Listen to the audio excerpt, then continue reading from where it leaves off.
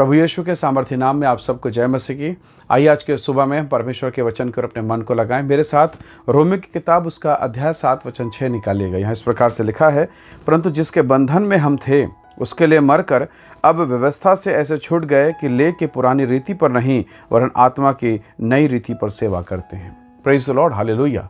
परमेश्वर के लोगों, जिस विषय पर परमेश्वर का वचन हमारा ध्यान केंद्रित करता है, अर्थात पुरानी रीति पर, जिसके लिए हम मर गए, हमारा जीवन जो पाप, अधर्म, बुराई और गंदगी में था, परमेश्वर ने वहाँ से निकाल कर हमें एक नया जीवन दिया है। एक नया अनुग्रह मेरे और आपके जीवन के लिए उंडेला गया है और लिखा है आत्मा की रीति पर, आत्मा की सेवा, पवित्र आत्मा की महिमा। Praise the Lord, hallelujah.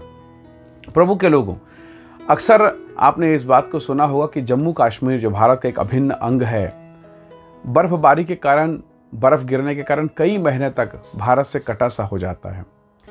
सुंदर सड़कें हैं, राजमार्ग है, परंतु बर्फ के कारण मार्ग बंद हो जाता है और आना जाना सब कुछ समाप्त हो जाता है।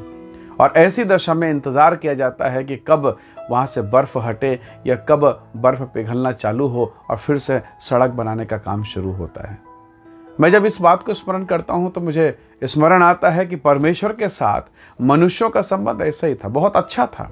आदम और हव्वा के साथ परमेश्वर के प्रतिदिन की संगति, दिन के ठंडे समय में प्रभु से मुलाकात होती, बातें करते, घंटों परमेश्वर की महिमा होती। Praise the Lord.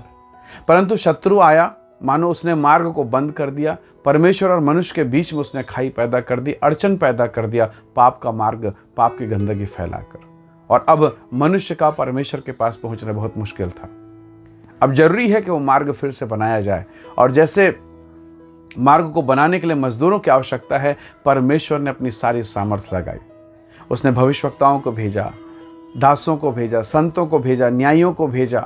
कितने सारे लोग आए, भजनकार दाऊद, कितने बड़े बड़े प्रभु के दास और नबी लोग आए और उन लोगों ने प्रयास किया ताकि ये रोड बने, ये सड़क, ये मार्ग बन जाए, परंतु वो असफल रहे। जैसे इब्रानी अध्याय 1 वचन 1 में लिखा है कि पूर्व युग में परमेश्वर ने थोड़ा थोड़ा करके भांति भांति से बाप दादों से बातें की, पर जब रोड सड़क नहीं बना और तब प्रभु यीशु मसीह आए, जिसने कहा मार्ग, सत्य और जीवन मैं ही हूँ। Praise the Lord, hallelujah. तब यीशु आए और उसने अपने ही सामर्थ्य के द्वारा, अपनी ही योजना के द्वारा सड़क का निर्माण किया, अर्थात एक पापी मनुष्य स्वर्ग जा सकता है पश्चाताप करके, मन फिराकर। और उस सड़क को आज हमने पा लिया है। भविष्यवक्ता, नबी, प्रॉफिट्स, इन लोगों ने प्रयास किया पर पा न सके, परंतु ये अनुग्रह मुझे और आपको प्रभु यीशु मसीह के द्वारा मिला है। प्रभु यीशु मसीह ने एक दृष्टांत बताया।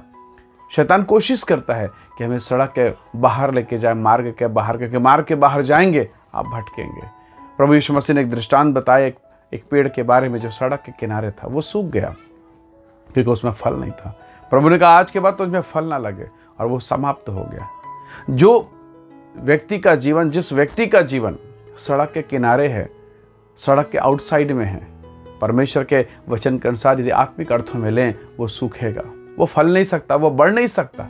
प्रभु परमेश्वर ने यहोशू से कहा था, जो किताब मेरे दास मूसा ने तुझे दी है, न तो दाएं मुड़ना और न बाएं मुड़ना, इसी पर रात दिन ध्यान करते रहना। और प्रभु ने वायदा किया, जीवन भर कोई तेरे सम्मुख ठहर ना सकेगा। Praise the Lord, hallelujah.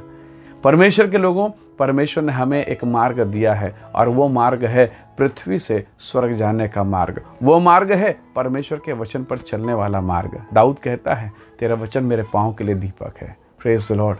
हम कहाँ से दीपक ले रहे हैं, हम कहाँ से उजाला? लोगों की सलाह, इनकी एडवाइस, उनकी एडवाइस, कितने प्रकार के लोगों के सलाह को हम मांगते हैं, परंतु सच में अगर हमें रोशनी चाहिए, उजाला चाहिए, तो परमेश्वर के वचन में है। और परमेश्वर का वचन कहता है, दाऊद कहता है, तेरी बातों के खुलने से प्रकाश होता है।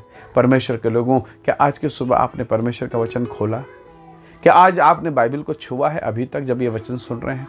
यदि नहीं, तो परमेश्वर के लोगों, सबसे पहले परमेश्वर के वचन को पढ़ें, मार्गदर्शन मिलेगा। प्रभु अपने वचन के द्वारा आपसे बातें करेगा, आपकी सहायता करेगा। आपके वो मार्ग जो बंद हैं, वो यीशु के नाम से खुलने पाएंगे।